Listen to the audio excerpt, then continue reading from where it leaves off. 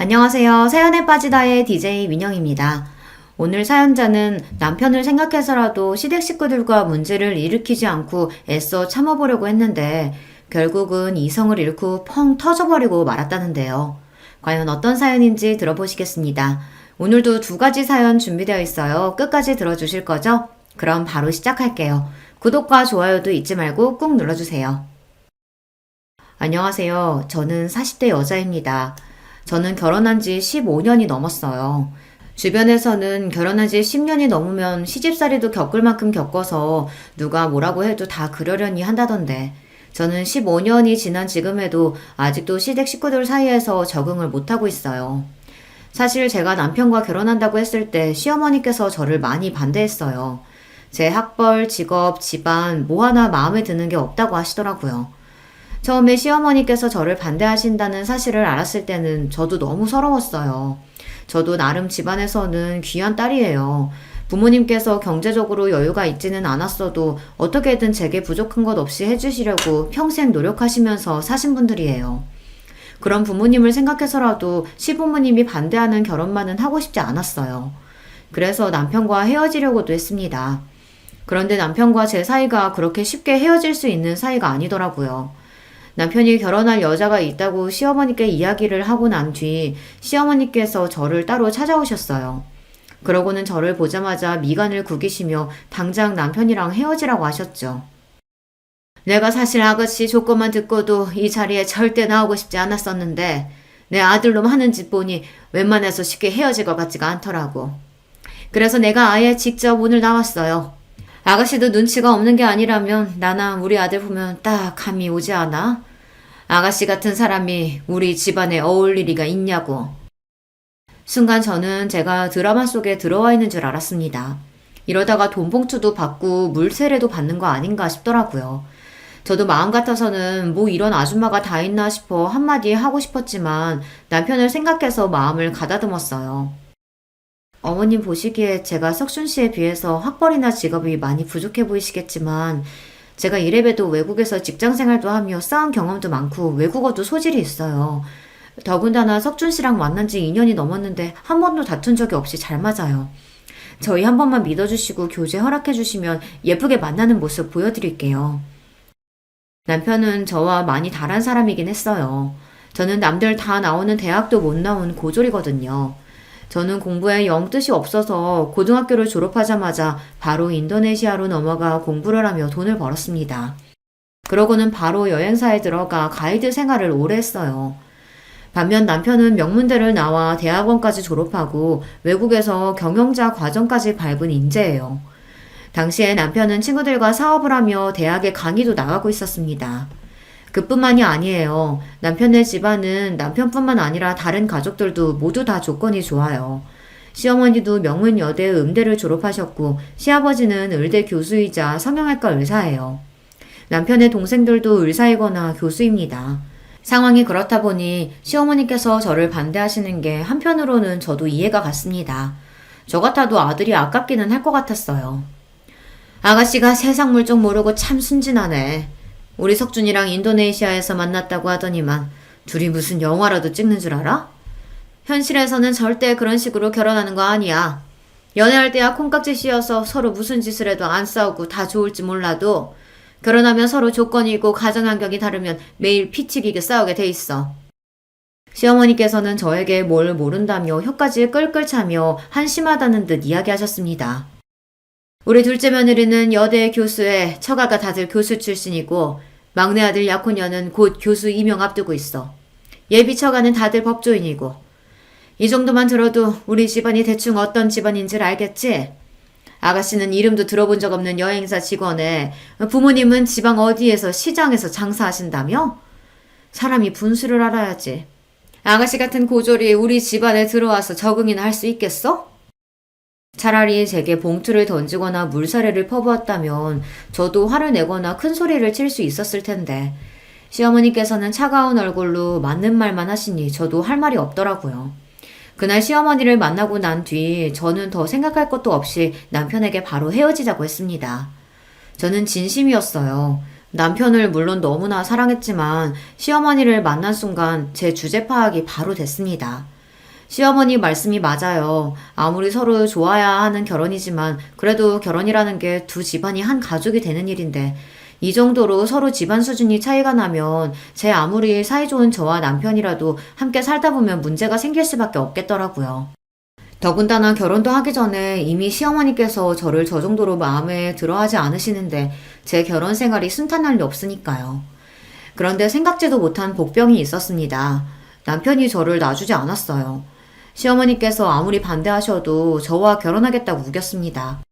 제가 남편에게 헤어지자고 하자마자 남편은 집을 나오겠다고 했어요. 부모님과 연을 아예 끊겠다고요. 자기한테 말한 적 없지만 사실 나도 우리 엄마 지긋지긋해. 매일 사람 조건만 보고 판단하고 자기 수준에 맞지 않는다고 생각하면 함부로 무시하고. 안 그래도 엄마랑 살기 싫어서 집 나오려고 했었는데 도저히 못 참겠어. 나 집에서 나올 테니까 우리 같이 살자. 남편은 다짜고짜 집을 나올 테니 둘이 집을 구해서 같이 살자고 했습니다. 저는 남편의 무모함에 놀라 절대 안 되는 일이라고 했지만 마음속으로는 은근 좋았어요. 남편이 나를 이 정도로 사랑하는구나 확인한 것 같아서요. 그래도 저는 끝까지 버텼습니다. 아무리 그래도 그렇지 다 큰 성인이 이렇게 대책도 없이 집부터 나오겠다고 하면 어떡해. 난 남자 부모님이 반대하는 결혼은 절대 안 할 거니까 이런 짓 해도 소용없어. 나 석준 씨랑 헤어질 거야. 지금이야 우리가 서로 좋아서 제대로 된 생각을 못해서 그렇지 석준 씨 어머님 말씀이 맞아. 우린 애초에 어울리지 않아. 결혼해도 행복할 리가 없어. 앞으로의 미래가 뻔하다는 말 저도 싫어하는데 그 순간엔 확신이 들었습니다. 저와 남편이 이렇게 대책 없이 결혼하게 되면 행복할 리 없었어요. 그런데 인생이라는 게 참 제 마음대로 되는 게 아니더군요. 운명인지 하늘의 장난인지 남편과 헤어지겠다고 한 지 며칠 되지 않아 임신 사실을 알게 됐어요. 제가 남편의 아이를 가지게 된 거예요. 그런 식으로 남편과 다시 만나고 싶진 않았지만 어쩔 수 없었습니다. 어른들의 이기심 때문에 남편과 저의 사랑으로 생긴 아이까지 힘들게 만들 수는 없었으니까요. 그렇게 저와 남편은 뱃속의 아이 덕분에 결혼하게 됐습니다. 물론 임신 사실을 남편에게 알리고 시어머니께서 알게 되신 이후에도 평탄하지는 않았습니다. 임신? 내가 어른으로서 알아듣게 결혼은 절대 안 된다고 그렇게 이야기했는데도 감히 이런 짓을 벌여? 내 앞에서는 순진한 척 얌전한 척 하더니만 내 아들이랑 결혼하려고 아주 별수를 탔었구나. 처음 박혀서 원. 이래서 가정교육이 중요한 거라니까. 시장에서 장사 안 하는 양반들이 얘한테 뭘 가르쳤겠어? 엄마, 무슨 말이 그렇게 해요. 우리가 일을 벌이긴 뭘 벌여요. 이게 다 우리가 운명이라서 생긴 일이니까 더는 내 아내 될 사람 모욕하지 말아요. 남편은 무슨 일이 있어도 저와 결혼할 생각이니 더는 반대하지 말라고 단호하게 말했습니다. 안 그러면 부모님 허락 없이도 저와 따로 결혼하겠다고요. 어머머, 여보, 무슨 말이라도 좀 해봐요. 우리 집안 장남이 말도 안 되는 여자랑 결혼하겠다잖아요. 시어머니는 손을 부들부들 떨며 뒤에 목을 잡으며 시아버지를 애타게 불렀습니다. 저도 그날 시아버지를 처음 뵙는 자리라 많이 긴장했었는데 다행히 시아버지는 예상했던 것과 달리 인자해 보이시더라고요. 당신은 배울 만큼 배웠다는 사람이 남의 집 귀한 딸내미한테 말도 안 되는 여자애가 뭐야? 에휴, 창피해서 뭐. 이름이 지영이라고 했죠? 반가워요. 나는 석준이 아비 되는 사람입니다. 결혼 날짜도 잡기 전에 애부터 가졌으니 지영 양 부모님께서 걱정이 많으시겠네. 석준이 네가 빠른 시일 내로 지영 양이랑 상의해서 상견례 날짜부터 잡아라. 배 나오기 전에 식부터 올려야지. 그래도 하늘이 나를 완전히 미워하시지는 않는구나 라고 생각한 게 시아버지 덕분이었어요. 임신 사실을 알고 처음 뵌 시아버지께서는 저에게 아무런 질문도 없이 그냥 바로 저를 가족으로 받아주셨습니다. 그때의 감동은 말로 표현할 수가 없어요. 물론 시아버지의 말씀에 시어머니는 바로 화를 내시며 상견례는 무슨 상견례냐고 버럭 소리를 지르셨지만 그래도 시아버지의 중재 덕분에 무사히 결혼 허락을 받아 상견례도 하고 식도 올렸습니다. 허락을 받았다는 안도감도 잠시, 결혼과 동시에 제 삶은 180도 달라졌습니다. 시어머니께서 어쩔 수 없이 저를 받아주시긴 하셨지만 여전히 저를 탐탁지 않아 하셨기 때문에 저를 대하는 게 전과 다르지는 않았어요. 시어머니께서는 결혼을 허락해 주시는 대신에 저에게 조건을 거셨습니다. 내가 100번 양보해서 결혼을 허락하긴 했지만 그래도 네가 명색이 우리 집안 맏며느리인데 이대로는 도저히 안 되겠다. 남들 다 나오는 대학도 안 나왔으니 사람들 앞에서 내세울 수가 있어야지. 시골이면 바로 직장부터 그만두고 우리 집에 들어와서 살아. 딱 3년만 우리 집에 살면서 대학도 다니고 나한테 이런저런 살림이라도 좀 배워. 시어머니는 어차피 임신도 했으니 여행사를 그만두고 시댁으로 들어와 신접살림을 시작하라고 하셨습니다. 마침 아이도 태어나고 육아도 해야 하니 같이 살면서 대학도 다니고 집안 살림을 시어머니에게 배우라고요. 겉으로 듣기에는 시어머니께서 저를 굉장히 배려해 주시는 것처럼 말했지만 그건 제가 원하는 게 아니었어요. 이제와 갑자기 대학에 가는 것도 직장을 그만두는 것도 제가 원하는 게 아니니까요. 더군다나 시어머니께서는 저에게 일절 묻지도 않고 본인 마음대로 제 인생을 좌지우지하려고 하시니 기분이 썩 좋지 않더라고요. 어머님이 보시기에는 제가 다니는 직장이 별 볼 일 없어 보일지 모르지만 저한테는 굉장히 중요한 일이에요. 회사에서 가능하다고 하면 아이 낳기 전까지는 일하고 싶어요. 그리고 대학도 제가 워낙 공부에는 뜻이 없어서 가고 싶지 않습니다.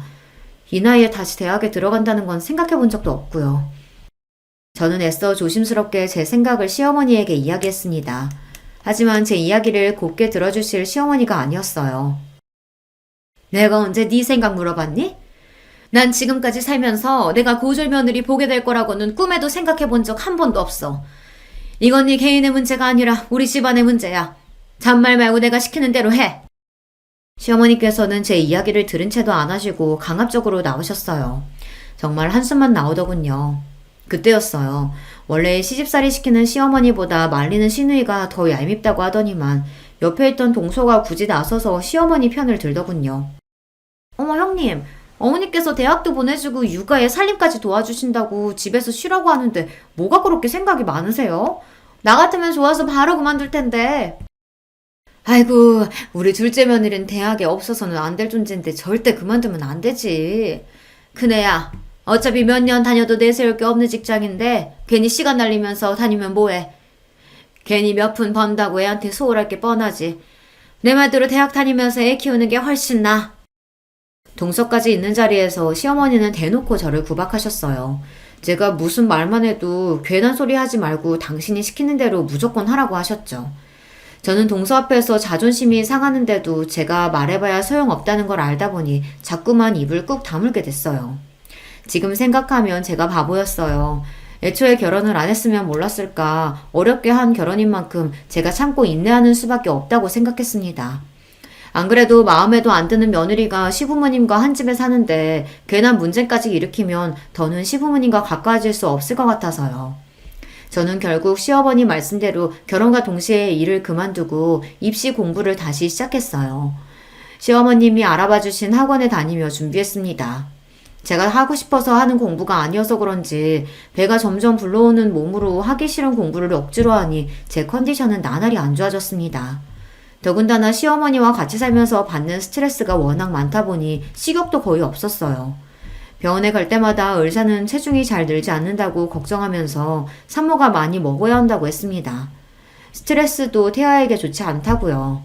저도 의사 말대로 스트레스 받지 않고 뱃속에 아이만 생각하고 싶었지만 쉽지 않았습니다. 아침에 눈만 뜨면 시어머니께서 이거 해라 저거 해라 잔소리를 하셨고 틈만 나면 동서와 비교하면서 혀를 찼습니다. 한 번은 그런 적이 있어요. 시어머니 생신이 다가와서 친정어머니께서 떡을 보내주셨는데요. 동네에서 제일 유명한 떡집에서 금방 한 떡을 바로 냉동 포장해 동서와 나눠 먹으라고 2박스나 보내셨죠. 저는 새벽부터 일어나 시어머니 생신상을 차려드리면서 친정어머니께서 보낸 떡을 한 접시 같이 냈습니다. 맛이라도 보시라고요. 그런데 떡을 보자마자 시어머니께서 눈살을 찌푸리셨습니다. 아침부터 밥에 미역국도 버거운데 웬 떡이냐고요. 어머님 평소에 몸매 관리하시느라 아침에 간단히 드시는 건 잘 알지만 그래도 생신 아침인데 미역국은 드셔야죠. 그리고 이 떡은 엄마가 어제 저녁에 퀵으로 보내주셨어요. 친정 근처에서 제일 유명한 떡집에서 맞추신 거예요. 서울 사람들도 여행 가면 줄 서서 사 먹는 데라고 하더라고요. 동선에도 주라고 넉넉히 보내셔서 동선에도 한 박스 주려고요. 시어머니께서 워낙 저에게 친절하지 않으신 분이라는 걸 알기에 저도 매번 실실 웃으며 애교 섞인 목소리로 말한다는 게 쉬운 일은 아니에요. 그래도 시어머니에게 잘하고 싶은 마음에 매일 마음을 다잡고 노력했습니다. 하지만 역시나 시어머니는 제 마음을 몰라주셨어요. 어머, 요즘 세상에 누가 생일날 떡 먹는다고. 역시 크네. 너희 부모님은 지방분들이라 그런지 많이 뒤처지시긴 했다.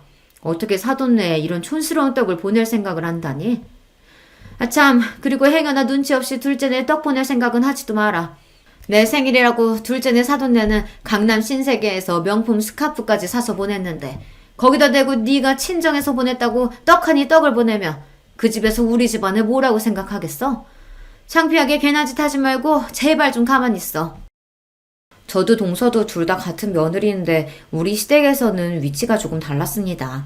동서는 있는 집 딸이고 저는 시댁에서 장사하는 집안 딸이니 수준이 다르다는 소리를 귀에 딱지가 생기게 들어야만 했죠. 남편과 비교하면서 저를 무시할 때는 애써 참았었는데 동서랑 비교하면서 저희 친정 부모님까지 무시하시니 서럽기까지 하더군요. 그날 오후 저는 학원에 가는 길에 쓰러졌어요.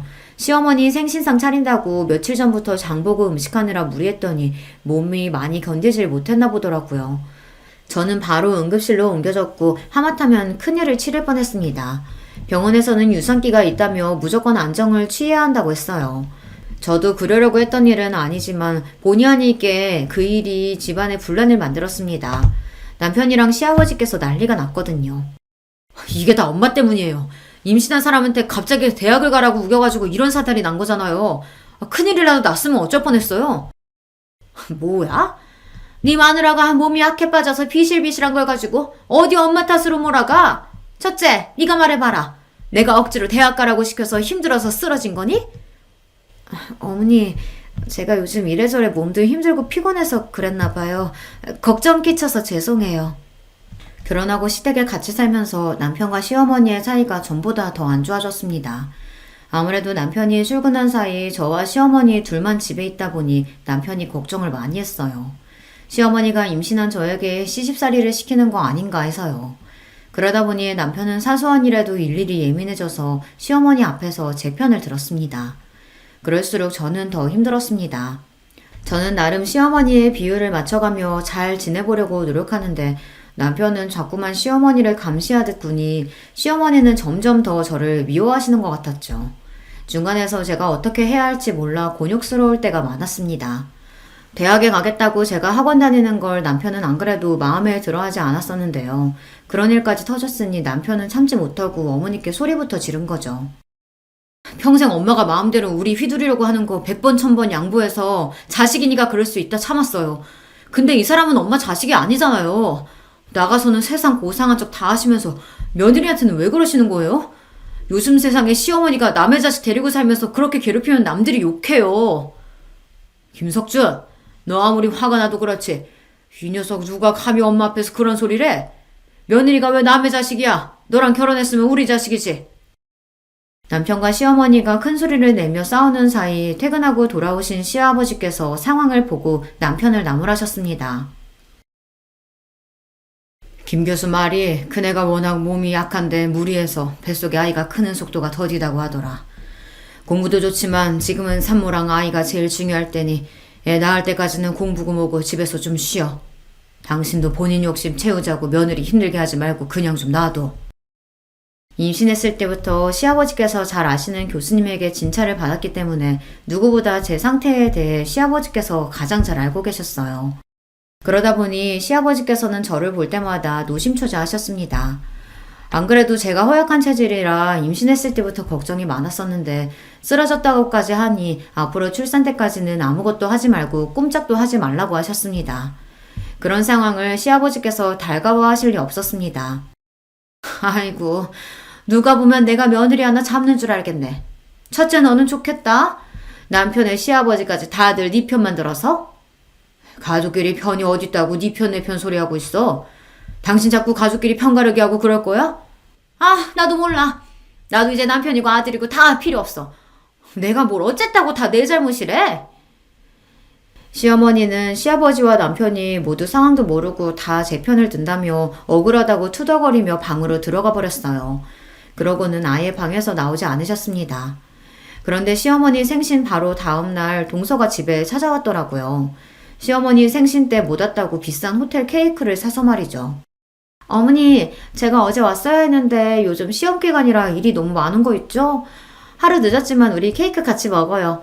어머니 신라호텔 케이크 좋아하시잖아요.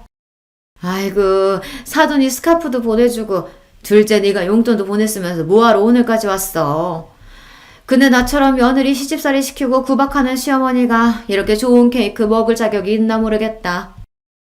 평소 시어머니께서 저에게 냉랭하게 구실 땐 원래 성격이 냉랭하신 분인가 싶다가도 동서를 대하는 걸 보면 전혀 그렇지 않았어요. 사람을 대놓고 차별하는 것도 아니고 시어머니는 동서에게는 굉장히 자상하고 따뜻하셨거든요. 어머, 어머님 그게 무슨 말씀이세요? 어머님이 무슨 며느리한테 시집살이를 시킨다고요? 도대체 누가 그런 말도 안 되는 소리래요? 시어머니는 이때다 싶으셨는지 동서에게 어제 있었던 일들을 하소연하듯 토로하셨습니다. 제가 옆에 있는데도 말이죠. 아들 키워봐야 다 소용없다더니만 장가 가니까 아들놈이 자기 마누라 편 만드는 거 있지? 둘째 너는 절대 자식 낳지 말고 그냥 네 인생 살아. 내가 아주 다 늙어서 서러워 죽겠다. 시어머니께서 저더러 들으라는 식으로 연신 어제 일을 이야기하시며 비아냥거리시는데 저로서는 할 말이 없더군요. 제가 같이 있어봐야 좋은 소리 못 들을 것 같아 저는 자리를 피해 주방에 있었습니다. 시어머니와 동서 사이에 껴봐야 좋을 게 없으니까요. 그런데 굳이 주방까지 따라온 동서가 안 해도 될 말을 하더군요. 형님도 참 대단하세요. 어떻게 쓰러져도 어머니 생신날 떡하니 쓰러져요. 그 덕에 아버님께서 형님 편만 들어주셨다면서요? 역시 외국에서 가이드 하면서 산전수전 다 겪으셨다더니 대단하긴 하네요. 동서, 그게 무슨 뜻이야? 설마 내가 지금 일부러 쓰러지기라도 했다는 거야? 동서가 말하는 뉘앙스가 아무래도 거슬려서 저는 서울거지를 하다 말고 정색했습니다. 그런데도 동서는 당황한 기색조차 없더군요. 앞뒤 정황이 아무래도 이상하잖아요. 일도 그만두고 집에서 팽팽 놀면서 도대체 쓰러지긴 왜 쓰러져요? 연신 학원 다니기 싫다고 하더니만 가기 싫어서 일부러 쓰러진 거 아니에요? 동서가 뭘 한다고 이래? 그래, 뭐 나도 솔직히 학원 다니기 싫었어. 그렇다고 그런 집까지 버릴 정도로 나 영악한 사람 아니거든? 동서야말로 엄연히 내가 손윗사람인데 왜 자꾸 버릇없이 덤비고 그래? 시어머니한테 구박 맞은 것도 짜증나 죽겠는데 동서까지 저를 무시하니 참을 수가 없더군요. 와, 어머니 앞에서는 찍소리도 못하시더니만 형님 성격 보통이 아니시네요. 손윗동서라고 지금 저더러 형님 대접해달라는 거예요? 하긴 이 험난한 사회에서 고졸로 버티며 산다는 게 쉬운 일이 아닌데 악착같이 버티면서 아주버님 같은 분까지 꼬신 걸 보면 보통일 리가 없죠. 거실에 시어머니도 계시니 저도 웬만하면 참으려고 했습니다. 그런데 저도 사람인지라 동서가 얄미운 입으로 고조를 어쩌고 하는데 도저히 참을 수가 없더군요. 안 그래도 몸도 안 좋아서 예민한 와중에 동서가 자꾸만 사람을 건드리니 저도 모르게 욱했습니다. 동서, 명색이 교수라는 사람이 왜 이래? 할 말 못할 말 구분도 못해? 그네 너 지금 내 앞에서 뭐 하는 거니? 어디 할 짓이 없어서 아래 동서한테 소리를 질러? 너희 친정에서 그렇게 가르쳤니? 제가 아둔했습니다. 시어머니든 동서든 그 집에 제 편이 없다는 것 정도야 충분히 알고 있었으면서 제가 참지 못하고 욕먹기 딱 좋은 짓을 하고야 말았어요. 그 자리에서 시어머니에게 못해도 30분 동안 내내 구방을 당했습니다. 네가 밉다 하니까 아주 이제 미운지만 골라서 하는구나. 네가 뭐가 잘났다고 감히 형님 흉내내면서 둘째를 잡기를. 지금 당장 둘째한테 사과하지 못해? 애초에 시어머니는 제 이야기를 들어줄 생각 따위 없다는 사실을 알다 보니 저도 입을 꾹 다물어 버렸습니다. 순간 서러움이 북받쳐 눈에 눈물이 가득 고였지만 울지 않기 위해 꾹 참았습니다. 시어머니는 동서에게 당장 사과하라고 다그치셨지만 저는 동서에게 사과할 생각이 전혀 없었어요. 어머님 아니에요. 저는 형님 걱정돼서 이야기한 건데 형님은 기분이 좀 상하셨나 봐요. 제가 죄송해요 형님. 다시는 형님 일에 간섭 안 할게요. 원래 많이 배우고 똑똑한 것들은 다 저런 거예요. 동서는 시어머니의 등장과 함께 금세 표정을 바꾸더니만 실실 웃으며 자기가 잘못했다고 하더군요. 그 순간 저는 확실히 알았습니다. 시댁에서의 저의 위치가 어느 정도인지 말이죠. 시어머니는 제가 아이를 가지는 바람에 어쩔 수 없이 남편과 결혼시켰지만 저를 며느리로 인정할 생각이 없으셨어요. 처음부터 저를 무시하고 하대하면서 그 순간을 즐길 생각으로 저를 곁에 두고 괴롭히신 거죠. 제가 어떤 노력을 한들 시어머니에게 며느리로서 인정받는 날은 오지 않을 거라는 걸 저는 알고 있었습니다. 시어머니에게 벗어나려면 제가 남편과 이혼을 해야 하는데 그럴 수는 없으니 제가 참고 사는 수밖에 없었죠. 그렇게 생각을 정리하고 나니 저도 감정이 무뎌지고 그 상황에 익숙해졌습니다. 시어머니와 동서의 무시에 한 번씩 욱할 때가 있긴 했지만 남편과 아들만 생각하면서 우리 세 식구 행복하게 사는 데에만 집중하기로 했어요. 그렇게 시간이 흘러 저와 남편은 시댁에서 분가에 나왔고 아들도 많이 자라 학교에 들어갔습니다. 시댁에서 나올 때까지도 시어머니와의 사이는 여전했어요. 아이를 낳고 키우는 과정에서도 시어머니와 이런저런 문제가 많았지만 그 정도는 저에게 이제 문제도 아니었습니다. 진짜 문제는 시어머니의 그런 태도 때문에 동서들까지도 저를 무시했다는 겁니다. 동서가 하나만 있을 때는 그래도 시어머니가 저를 무시하고 구박하면 훈수를 두는 정도였는데 막내 동서가 들어오고 나서는 막내 동서까지 쿵짝이 맞아 사람을 바보로 만들었다는 겁니다. 동서 둘 다 대학 교수예요. 그러다 보니 둘이 아주 가깝게 지냈습니다. 제가 아들을 낳고 집에서 시어머니에게 시집살이를 당하며 사는 동안 동서들은 아이도 안 낳고 열심히 일하며 시어머니에게 예쁨까지 받았어요. 동서들보다 제가 부족한 걸 알면서도 저보다 잘난 동서들을 볼 때마다 자격지심이 생겼어요. 저보다 공부도 많이 하고 집안도 좋은 동서들이 제 앞에서 대학 때 이야기를 하거나 교수로 있는 대학에서 있었던 이야기를 하면 괜히 저를 무시해서 저런 소리를 하는 건가 싶더라고요. 그런 기분이 들 때마다 저는 입을 꾹 다물어 버리고 자리를 피해버렸습니다. 제가 도망치듯 방을 나오면 방 안에서 동서들의 웃음소리가 들리는데 그것마저 저를 괜히 비웃는 건 아닌가 싶었죠. 그러던 어느 날이었습니다. 시댁에 일이 좀 있었어요. 시어머니께서 갑자기 쓰러지셔서 병원에 입원하게 됐습니다. 기립성 저혈압이라 순간 정신을 잃으신 거라고 하더라고요. 다행히 큰 병은 아니었지만 평소 건강하셨던 시어머니께서 갑자기 쓰러지셨으니 가족들이 많이 놀랐어요. 특히 저희 남편이 많이 힘들어했어요. 저와 결혼하면서 남편과 시어머니 사이가 많이 안 좋아지기도 했고 저와 시어머니 사이에 일이 있을 때마다 남편이 나서서 제 편을 드느라 종종 다투는 일도 있었으니 아들로서 더 죄송스럽고 힘든가 보더라고요. 남편이 힘들어하는 모습을 곁에서 보니 저도 괜히 더 남편에게 미안하고 시어머니에게 죄송한 마음이 들었습니다. 저도 티를 내지는 않았지만 그동안 알게 모르게 시어머니를 미워하는 마음도 있었으니까요. 막상 시어머니께서 아파서 힘들어하는 모습을 보니 저도 마음이 아프고 힘들었습니다. 그래서 마음을 다잡고 시어머니를 챙겼어요. 퇴원하시는 시어머니를 댁에 모셔다 드리고 그 다음날부터 드실 반찬이랑 간식거리들을 아침마다 가져다 드렸어요. 평소 어머님께서 하시는 음식만큼은 아니지만 그래도 제가 어머님 반이라도 흉내내보려고 노력했으니 한번 드셔보세요. 시어머니께서 워낙 음식 솜씨가 좋으세요. 거기다가 성격도 꼼꼼하셔서 살림도 너무 잘하시죠. 그러다 보니 다른 사람이 하는 음식이나 살림은 못 믿어하세요. 그래서 저도 시어머니와 같이 사는 동안 제가 힘든 부분이 많았지만 막상 분가에 나와서 제가 직접 살림을 해보니 시어머니께 배운 게 많이 도움이 되더라고요. 음식도 마찬가지고요. 어머니께서 당분간은 좀 쉬셔야 할 것 같아 저 나름대로 시어머니 음식 솜씨를 흉내내서 차렸습니다. 준비하면서도 시어머니께서 마음에 안 들어 하실 거라는 걸 알았지만 그래도 시어머니를 걱정하는 제 마음만은 표현하고 싶었어요. 어머, 이거 정말 다 안 사고 큰애 네가 한 거니? 그거 어디 유명한 식당에서 사온 것 같다. 시어머니에게 처음 받는 칭찬이었습니다. 빈말이라고는 안 하시는 시어머니께서 너무 맛있다고 밥 한 공기를 다 비우시더라고요. 더 믿을 수 없었던 건 동서들이 유명한 셰프가 운영하는 식당에서 사왔다는 음식이랑 디저트도 마다하고 제가 해온 음식만 드셨다는 겁니다. 안 그래도 입이 깔깔하니 입맛이 없었는데 오랜만에 너무 잘 먹었다. 아무리 제가 잘하려고 노력해도 동서들만 예뻐하셨는데 시어머니께서 무슨 일인가 싶었습니다. 그런데 나중에 남편에게 들었는데 시어머니께서 병원에 입원하셨을 때 제가 왔다 갔다 하며 어머님 목욕도 시켜드리고 식사 때마다 와서 챙겨드린 게 아무래도 좋으셨던 것 같다고 하더라고요. 자식이라고 아들 셋에 며느리도 셋이나 있는데 저만 병원에 와서 챙겼다고요. 그 이야기를 듣는데 괜히 마음이 다 뭉클했습니다. 시어머니께서 이제라도 제 마음을 알아주는 것 같았거든요. 그런데 그런 이야기를 듣고 가만히 있을 동서들이 아니었죠. 형님도 참 대단해요. 지난 10년 동안 어머님께 구박이라는 구박은 다 당하면서 사셨으면서 반찬까지 싸다 바치고 싶으세요? 그러게요. 저 같으면 대학 못 나왔다고 무시하고 사돈네 못 산다고 그렇게 대놓고 무시하면 미워서라도 아프든지 말든지 신경도 안 쓸 것 같은데. 형님은 참 배일도 없으시네요. 동서들 말이 듣기 좋지는 않았지만 틀린 말도 아니었습니다. 동서들도 알아요. 그동안 시어머니께서 저에게 어떻게 했는지 말이죠. 시어머니는 동서들 있는 앞에서도 툭하면 제가 고졸이라 마음에 안 든다는 둥, 돈 없으면 저렇게 자식이 대학도 못 가고 고생만 하는 거라는 둥, 그런 식의 막말을 했거든요.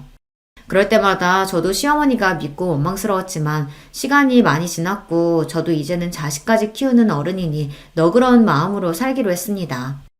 얼마 뒤 시아버지 생신이라 식구들이 모두 다 시댁에 모였어요. 시아버지 병원 직원들도 많이 온다고 해서 저는 일찍부터 시댁에 가서 음식 준비하느라 여념이 없었습니다. 시어머니께서 음식할 사람이 부족하다고 저더러 일찍 오라고 하셨거든요. 손님들 온다고 괜히 불편한 옷 입고 꾸미고 올 생각하지 말고 아침에 일어나면 세수만 하고 일찍 와라. 내일 손님 많아서 음식할 사람 부족해. 집에서 노는 사람이라고는 너랑 나 둘뿐인데 둘이 나서서 해야지. 시아버지 생신은 매년 집안의 큰 행사예요. 시아버지 병원 직원들부터 대학 동기 친구분들까지 30명은 좋게 오시거든요. 그렇다 보니 시어머니께서 아무리 몸이 좋지 않아도 이날만큼은 쉬실 수가 없었습니다. 엄마, 윤희 엄마가 놀기는 왜 놀아? 이 사람도 바쁜데 힘들게 왜 일찍부터 오라고 해요? 출장 뷔페 부른 거 아니었어? 시어머니와 제가 통화하는 소리를 들은 남편이 재빠르게 제 핸드폰을 뺏어봤더니 시어머니에게 따지듯 말했습니다. 아이고 이 팔불출 또 시작이다. 엄마 혼자 준비하려면 힘든데 맏며느리가 시아버지 생신에 좀 일찍 와서 음식 좀 하면 안 되냐? 역시나 남편의 한마디에 시어머니는 큰 소리를 치셨어요. 네, 어머님. 이 사람이 또 괴한 소리를 했어요. 제가 알아서 일찍 준비해서 갈게요. 걱정하지 마세요. 행여나 또 남편과 시어머니가 싸우기라도 할까 제가 얼른 전화를 받아 내일 일찍 가겠다고 말했습니다. 시어머니께서 몸이 많이 안 좋아지면서 그래도 전보단 저에게 많이 의지하고 편하게 대해주셔 조금이나마 가까워진 것 같았는데 그러나 중에 남편이 싫은 소리 한 번 했다가 행여나 공든탑이 무너질까 저는 안절부절 못했습니다. 그러다 보니 시아버지 생신이 더 신경 쓰였어요. 이왕 하는 거 확실히 해서 이번 기회로 시어머니와 더 가까워지자 싶었거든요. 저는 시아버지 생신날 일찍 시댁에 도착해 시어머니를 도와 음식 준비와 꽃장식을 했어요. 시어머니께서 워낙 꼼꼼한 성격이시라 출장 뷔페를 불렀다고 해도 시아버지께서 좋아하시는 음식들은 무조건 본인이 준비하셨거든요. 한참 음식 준비로 바쁘다 보니 시간 가는 줄 몰랐는데 역시나 동서들은 느즈막히 와서는 일이 바빠네 어째네 하면서 자기들끼리 죽는 소리를 해댔어요. 마음 같아서는 듣기 싫어서 조용히 하고 빨리 일이나 거들라고 하고 싶었지만 제가 어디 이 집안에서 그런 소리나 할 수 있는 사람인가요? 저나 조용히 하고 일이나 해야 했죠. 그러던 중 일이 좀 있었습니다. 시아버지 친구분이 몇 분 오셨는데 동서들도 아시는 분들인지 나서서 호들갑을 떨며 자리에 앉더라고요. 가는 길에 음식이라도 몇 가지 상에 가지고 가면 좋으련만 동서들은 손 하나 까딱 안 하고 자기들 좋아하는 맥주만 쏙 들고 가버렸어요. 얄밉지만 어쩌겠어요. 제가 말해도 동서들이 들을 리 없으니 혼자 다 해야 했죠. 잠시 뒤 시아버지 병원 직원 몇 분이 밖에서 동서들에게 하는 소리가 들렸는데 그게 기가 막혔습니다. 저희 오늘 너무 바빠서 밥도 못 먹고 이래서 그런데 음식 좀 먼저 가져다 먹어도 돼요? 어머, 그럼요. 주방 안에 들어가면 일하는 아줌마 있으니까 그분한테 좀 상 좀 차려달라고 하세요. 저에게 들리는지 안 들리는지 알고 그러는 줄은 모르겠지만 막내 동서는 뻔히 주방에 저 혼자 있는 걸 알면서도 직원들에게 일하는 아줌마한테 달라고 하라는 소리를 하더군요. 그러면서 동서랑 둘이 시시덕거리는데 기분이 확 상했습니다. 아무리 자기들이 나를 무시해도 그렇지 사람을 뒤에 두고 저런 짓을 하나 싶어서요. 저는 듣다 기분이 상해 먼저 음식을 들고 나갔습니다. 그리고는 주방 앞에 있던 병원 직원에게 인사를 하고 쟁반은 막내 동서에게 던졌어요. 동서는 직원분들 배고프시다는데 왜 그렇게 멍하니 서 있어? 빨리 이거 좀 가져다 드려. 사람들 앞에서 저를 무시하려고 한 게 기분이 상해 저도 유치하지만 복수했어요. 같은 며느리인데 하루 종일 저만 일하고 자기들은 꼿꼿하게 서서 잘난 척만 하는 게 재수가 없어서요. 제가 그렇게 나올 줄은 몰랐는지 동서들 얼굴이 새빨개지더군요. 뻔하죠. 제가 감히 자기들한테 일을 시킬 줄은 몰랐던 거예요. 저도 이제 될 대로 되라였습니다. 동서들이라고 둘이 붙어서 사람을 매번 바보로 만드는데 저라고 매번 참아줄 필요는 없으니까요. 어머, 안녕하세요. 저번에 병원에서 뵀는데 원장님 첫째 며느님이시죠? 그때 해다 주신 쿠키 너무 잘 먹었어요. 솜씨가 진짜 좋으시더라고요. 아니에요. 동서 뭐해? 빨리 가져다 드려.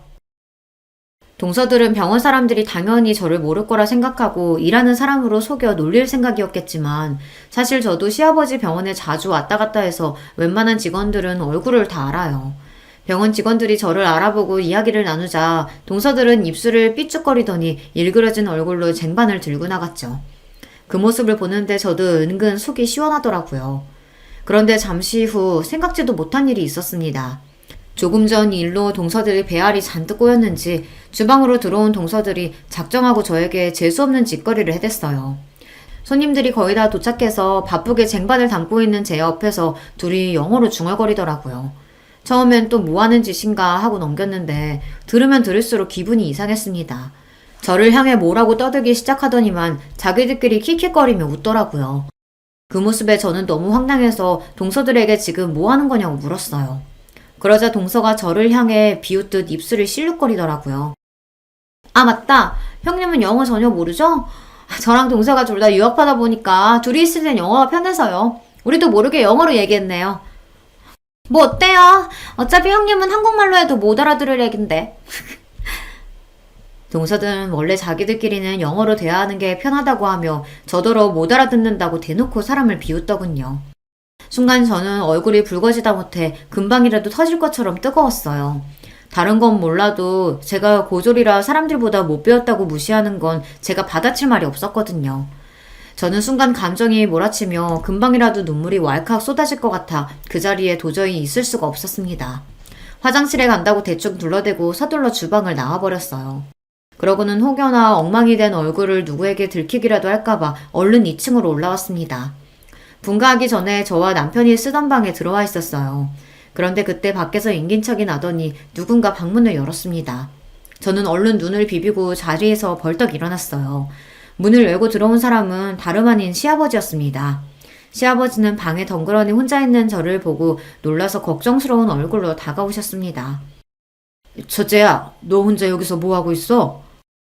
시아버지의 인자한 목소리에 애써 붙잡고 있던 마음이 우르르 무너지는 것 같았어요. 저도 모르게 참고 있던 눈물이 쏟아지고 말았습니다. 아버님, 저 진짜 죽고 싶어요. 너무 화나고 억울해서 도저히 이대로는 못 있겠어요. 남편 앞에서도 흘려본 적 없는 눈물을 시아버지 앞에서 흘리고 말았어요. 그것도 거의 오열을 하면서요. 제 갑작스러운 행동에 당황한 시아버지는 도대체 무슨 일이 있었던 거냐고 물으셨습니다. 저는 그제야 정신을 차리고 아니라고 괜찮다고 애써 눈물을 감춰보려고 했지만 이미 소용이 없었어요. 시아버지는 왜 그런 건지 지금 당장 이야기하라고 하셨습니다. 네가 웬만한 일로 이러래야? 뭐가 그렇게 서럽고 억울해서 그래? 얘 괜찮으니까 얼른 얘기해봐. 내가 다 해결해 줄게. 저는 당황해서 우물쭈물하다 결국은 그동안 있었던 일을 다 이야기했습니다. 동서들이 저를 만날 때마다 얼마나 무시했는지 말이죠. 시아버지께서는 가만히 제 이야기만 듣고 계셨어요. 그러고는 아무 말 없이 제 등을 토닥여 주시더니 바로 남편에게 연락해서 저를 데리고 가라고 하셨습니다. 저는 어리둥절한 상태로 남편과 집에 돌아왔어요. 그런데 다음날 아침 말도 안 되는 일이 제 눈앞에 벌어졌습니다. 아들을 등교시키고 집에 돌아왔는데 동서 둘이 우리 집 현관 앞에 서 있더라고요.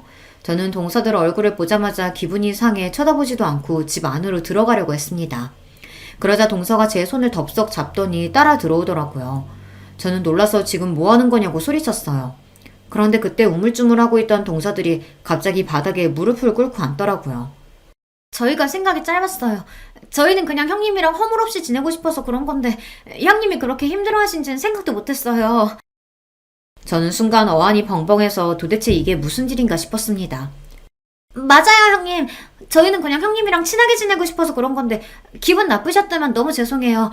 제발 저희 용서하시고 아버님께 우리 다 풀고 화해했다고 잘 좀 말씀드려주세요. 막내 동서가 아버님까지 운운하며 이야기를 하는 거 보니 아무래도 아버님께 혼났다 보다 싶었죠. 알고 보니 어젯밤 시아버지께서 저를 집에 보내고 나서 동서들을 불러 아주 호통을 치셨나 봐요. 너희들이 그깟 대학 좀 나오고 외국물 좀 먹었다고 대단한 줄 아나 본데 나는 절대 그렇게 생각 안 한다. 너희야 운 좋게 부모 잘 만나서 부모님이 다 알아서 뒷바라지 해줬지만 그네는 너희랑 달라. 혼자 힘으로 그 먼 외국 땅까지 가서 돈 벌고 자리 잡은 애라고. 그뿐만이 아니었어요. 원래 둘째 아들에게 원장 자리를 넘겨주신다고 하셨던 아버님께서 말을 바꾸셨대요. 그동안 너희가 몰라서 그렇지. 우리 병원에 동남아 손님들 몰고 온 건 다 큰애 덕분이다. 나는 생각도 못하고 있었는데 그네 아는 여행사 대표가 성형에 관심 있는 동남아 큰손을 몇 명을 소개해준 줄 알아? 그 연줄로 올해 최고 매출 찍은 거라고. 거기다가 큰애가 통역까지 다 해줬다. 내가 그래서 얼마나 덕을 많이 받는데? 너희 큰애가 인도네시아 말해도 얼마나 멋있는 줄 아냐? 그깟 남들 다 아는 영어 좀 한다고 뻐기기는. 그랬습니다. 제가 몇 년 전부터 잘 아는 여회사 사장님께서 부탁하셔서 시아버지 병원을 소개했어요. 최근 동남아에서 오시는 손님 중에 한국에서 성형을 받고 싶어하는 사람들이 많다고 하더라고요. 그래서 몇 번 제가 손님들을 모시고 시아버지 병원에 가서 통역도 해드렸죠. 그 이후 소문이 좋게 나서 외국인 손님이 대폭 늘었어요. 그 일로 시아버지께서 저에게 매우 고마워하셨습니다. 목동이가 굴러왔다고요.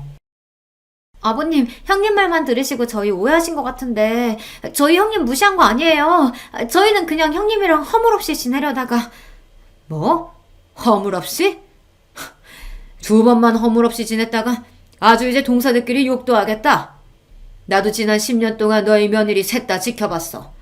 너희들이 아무리 학벌이 좋고 직업이 좋다고 해도 남편 챙기고 집안일 챙기는 면에서는 그네 발톱에 때만도 못해. 그런 것들이 어디서 잘난 척이야? 앞으로 병원 일은 큰애랑 큰며느리한테 맡길 테니까 그런 줄 알아.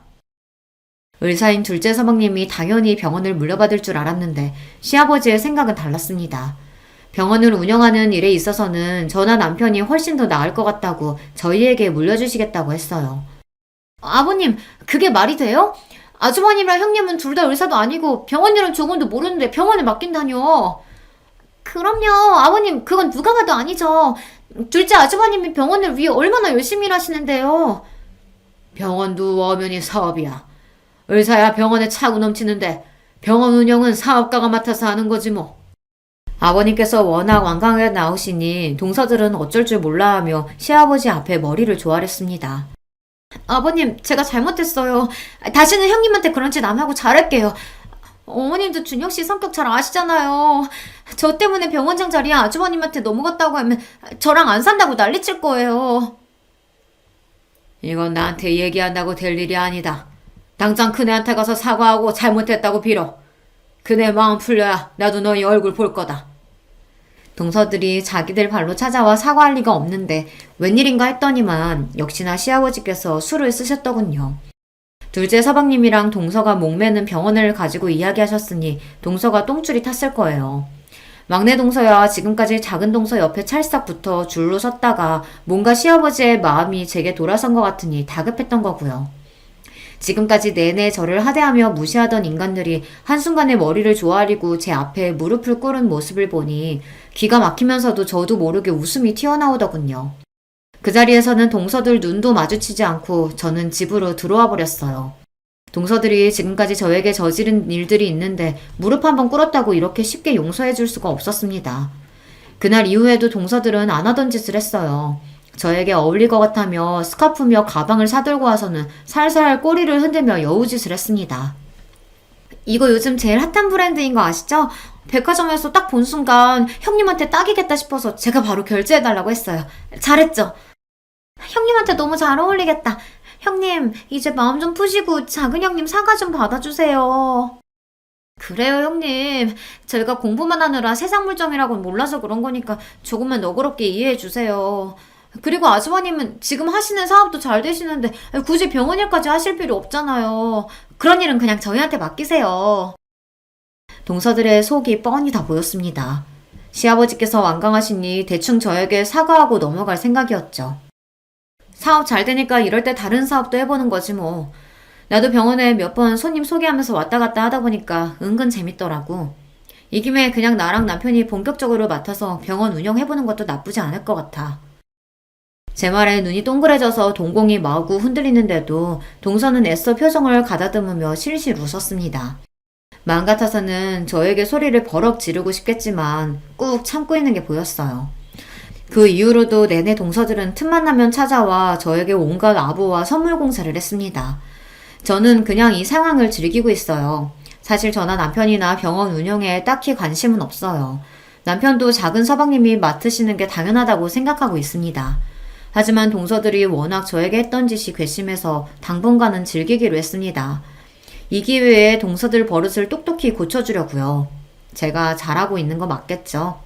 여러분께서 저에게 잘하고 있다고, 조금만 더 동서들에게 복수하면서 즐겨도 된다고 응원하는 글 많이 댓글로 남겨주시면 저에게 큰 힘이 될 것 같습니다. 두서없이 써내려간 제 이야기 끝까지 들어주셔서 감사합니다. 여러분의 가정에는 언제나 화목한 일만 가득하시길 바랄게요. 반갑습니다. 저는 경기도에 살고 있는 30대 중반의 여자입니다. 제가 워낙 말솜씨가 없는 편인지라 재밌게 이야기하는 법을 모르는데요.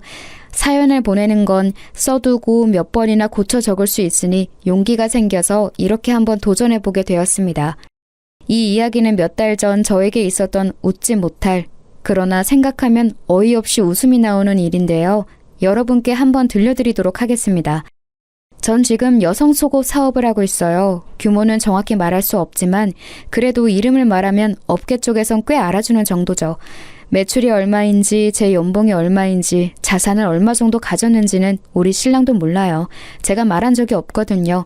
돈 얘기는 가족끼리여도 선을 그어두는 게 제 철칙이거든요.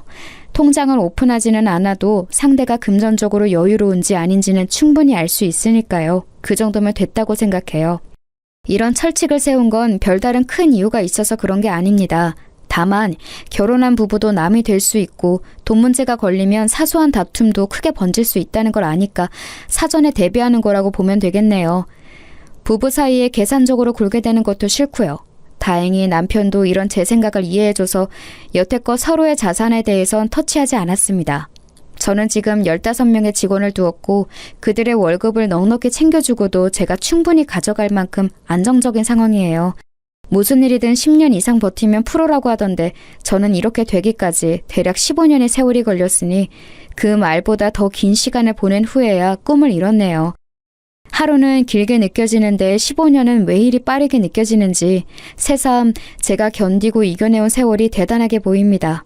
이럴 때면 저 스스로한테라도 잘했다고, 그동안 잘 버텨왔다고 다독여주고 싶어요. 장하다, 대견하다, 기특하다 이런 말을 내뱉을 수 있기까지 저는 그간 많은 시행착오와 고난을 지나쳐야만 했습니다. 저는 편부모 가정에서 자랐어요. 부모님이 이혼하시기 전에는 그리 풍족한 편은 아니었어도 평범한 집이었는데요. 아빠가 보증을 잘못 선 이후부터 가세가 급격히 기울기 시작했어요. 그 어마어마한 빚을 해결하지 못한 엄마는 결국 가족 모두가 거리로 내려앉기 전 이혼을 선택했어요. 이미 고등학교에 들어간 언니는 아빠에게 갔고 그보다 어렸던 저는 엄마에게로 가게 됐어요. 언니랑은 그래도 제가 고등학교에 들어갈 때까지 꼬박꼬박 연락을 했었는데 아빠 빚을 갚으려고 학교를 자퇴하고서 일을 시작한다더니 그 이후로 연락이 끊겨버렸습니다. 번호를 알아내려고 해도 방법이 없었고 문자로 알려줬던 주소를 찾아가 보니 이미 또 한 번 이사를 간 후더라고요. 그렇게 40살이 가까워진 지금까지 언니를 만날 수 없었죠. 밖에서 일 한번 해본 적 없던 엄마는 저를 키우기 위해 설거지 일을 시작하셨어요. 매일 아침 7시부터 저녁 8시까지 설거지만 주구장창 해야 하는 허리 한번 피기 힘든 고역이었죠. 엄마는 일을 갔다 오면 걸레로 방을 쓱 한번 훔치고 따뜻한 밥상을 내어주셨어요. 그리고 당신은 소화가 잘 안 된다며 찬밥에 물을 말아 후루룩 드셨죠. 그런 엄마를 보면서 정말 속상했어요. 허리가 아픈지 엄마는 밤새 잠을 뒤척였고 그럼 저는 또 이불 속에 숨어 내내 울었습니다. 그럴 때면 언니가 너무 보고 싶었어요. 언니가 있었다면 엄마가 덜 힘들었을까. 언니가 있었다면 우리 셋이 손을 잡고 잘 수 있으니까 금방 꿈나라로 갈 수 있지 않았을까. 매일 언니가 곁에 있는 상상을 하며 잠들었던 것 같아요. 나이가 들고 성인이 되면서 이 모든 불행은 결국 돈 때문이라는 걸 알았습니다. 우리 가족이 헤어져야 했던 것도, 언니가 연락을 끊고 떠난 것도, 엄마가 매일 밤마다 끙끙 앓는 것도 전부 바로 그 망할 돈 때문이었다는 걸요. 저는 무작정 돈을 벌기로 했습니다. 어디에 쓸지, 뭐에 필요한지는 중요치 않았어요. 무조건 많은 돈을 벌여야겠다는 게 유일한 목표였죠. 하지만 워낙 없이 자란 탓에 어떻게 해야 돈이 모이는지 몰랐어요. 분명한 건 엄마처럼 저렇게 정직한 일, 또 누구나 할 수 있는 일을 하면 계획처럼 금방 돈을 모을 수 없다는 거였습니다.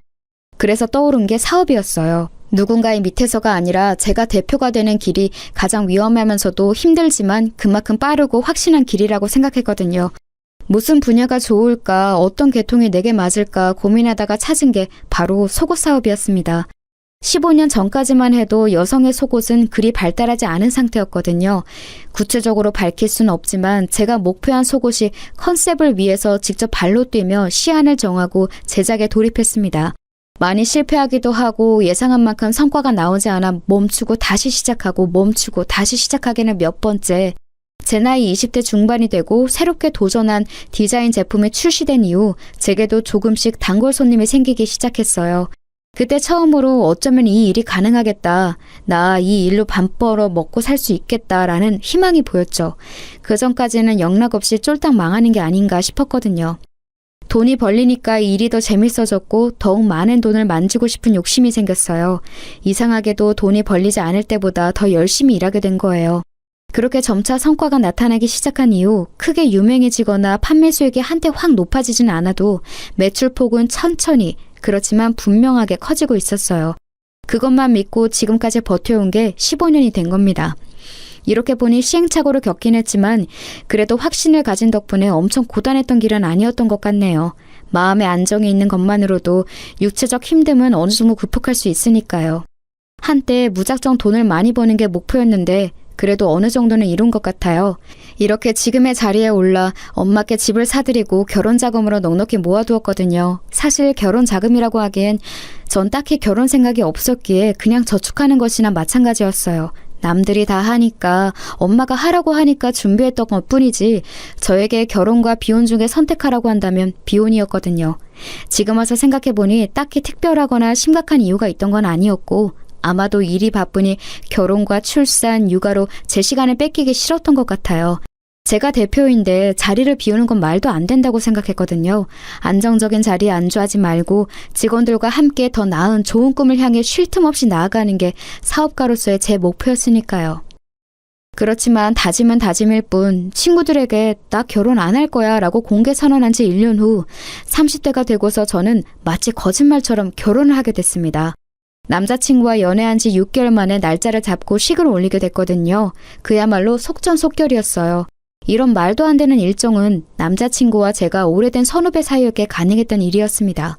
사실 남자친구는 제 고등학교 후배로 같은 동아리 출신이었어요. 그때 당시엔 집도 가깝고 성격도 잘 맞아서 친한 누나 동생으로 가깝게 지내다가 제가 학교를 졸업하면서 한동안 연락이 끊겼는데요. 운명처럼 성인이 돼서 다시 만나게 된 겁니다. 반가움에 자주 만나게 되고 그러다 보니 정이 생기고 감정이 생겨서 연인으로 발전하게 되었죠. 남자친구는 남자답고 듬직한 편이에요. 저보다 1살 어리지만 본받을 점도 많고 어른스러워서 믿음이 갔어요. 그저 그런 사람이 아니라 훌륭한 인품을 가진 사람이란 걸 확신하기 때문에 결혼까지 한 번에 쭉 나아갈 수 있었던 것 같아요. 지금까지도 곁에서 볼 때 당시에 제 확신이 틀리지 않았다고 생각해요. 어찌됐든 남편이 된 그 사람은 제가 속옷 사업을 하는 것만 알고 구체적인 건 모릅니다. 남편한테 일 얘기하는 거 안 좋아하기도 하고 수익 얘기가 나오면 그냥 대충 얼버무리곤 했죠. 결혼할 때도 딱 반씩 준비해서 집과 혼수를 장만하고 생활비는 매달 초 각자 정해진 금액을 공동 통장에 넣어두고서 생활하니 딱히 벌이를 밝힐 필요가 없더라고요. 제가 이런 신념을 가지게 된 게 어릴 때 부모님의 이혼과 언니와의 이별 때문에 그런 것 같다고 남편에게 솔직히 말해주었습니다. 그러자 남편도 이런 저를 이해해 주더라고요. 시댁에도 제 직업만 이야기하고 경제적인 문제는 오픈하지 않겠다고 해줬어요. 그렇게 우리는 서로를 알아가고 이해하고 받아들이면서 부부가 되어갔습니다. 남편의 가족은 시부모님, 남동생 이렇게 4사람이었어요. 처음 만날 당시 남편 동생은 저희보다 먼저 연애를 했고 시댁 행사 때마다 커플끼리 함께 참여해왔다고 하더라고요. 곧 결혼할 계획이라고도 했고요. 그런데 어쩌다 보니 저희가 더 먼저 하게 된 거예요. 원래 먼저 얘기가 나왔는데 남편과 제가 급하게 날짜를 잡고 해버리는 바람에 뒤로 밀려난 것 같더라고요.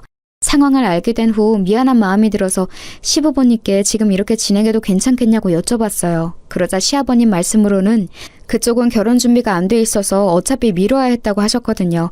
그래서 저도 어느 정도 마음 놓고 서방님한테 죄송하다고 우선 말로 사과드렸어요. 서방님은 점잖고 과묵한 양반 같은 타입이라 정중히 괜찮다고 답해주었죠. 그런데 나중에서야 듣게 된 게 결혼이 미뤄진 것에 대해서 그 동생 여자친구분, 그러니까 지금의 동서는 당시 기분이 굉장히 안 좋았다고 하더라고요.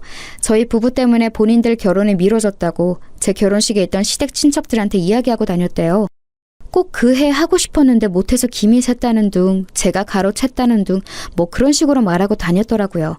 그렇게 생각했다면 미안하긴 한데요. 서방님네는 어차피 금전적으로도 조금 더 여유가 필요했고 당시 저희가 먼저 하는 것에 대해서도 양해를 충분히 구했다고 생각해서 좀 당황스럽긴 하더라고요. 남편도 왜 그렇게 말하는지 이유를 모르겠다고 했고요. 어머님 말씀처럼 곧바로 할 수 없을 정도의 상황이었던 거죠. 그 얘기를 들었을 때부터 제 마음속엔 동서에 대한 작은 반감이 생겼습니다. 아다르고 어다르다고 속상한 마음을 그런 식으로 이야기한 게 제 입장에선 좀 이해가 안 가서요.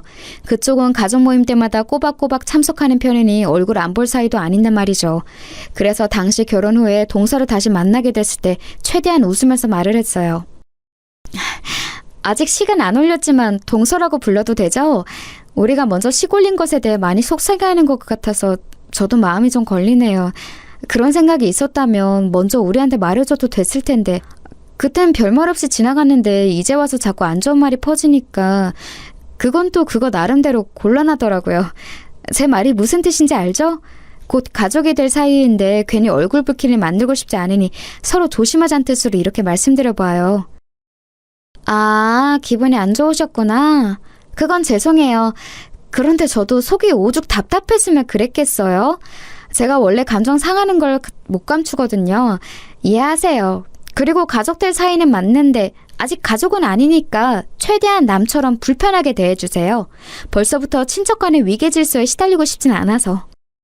저 싸늘한 말을 툭 던지고서 제게 눈길도 안 주고 뒤돌아서 가는데 순간 내가 뭘 잘못했나 싶어서 방금 전엔 대화를 곱씹어 보았어요. 그런데도 왜 그런지 알 수 없었어요. 저렇게 날이 선체로 말하는 이유를. 아니, 애초에 제가 무슨 악감정이 있는 건지를 모르겠더라고요. 당장 쫓아가 방금 무슨 뜻이냐고 묻고 싶었는데 거실에 어른들이 계셔서 묻지 못했어요.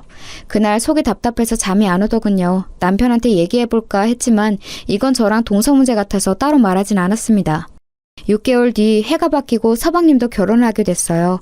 결혼하고 싶다고 노래를 부르면서 집도 없고 그쪽도 혼수를 해올 돈이 없다 해서 전부 다 시부모님이 도와주셨죠.